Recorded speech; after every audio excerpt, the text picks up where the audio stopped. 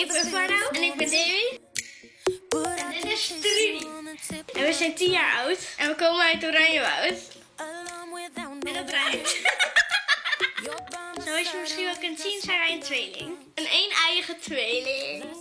Een één-eigen tweeling is dat je heel veel op elkaar lijkt.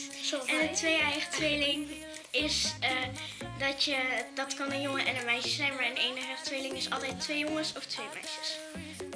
Wij zijn bijna altijd samen, behalve als we moeten sporten, naar muziek moeten of gaan logeren. Ja.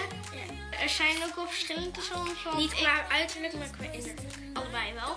Maar ik ben wat stoerder en Farno wat meisjesachtiger. Ja.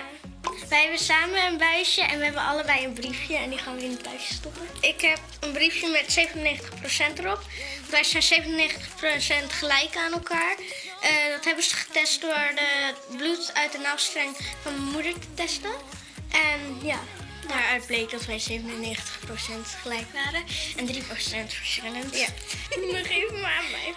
Dit is mijn briefje. Het is een lachsmiley omdat wij altijd lachen en veel lol hebben.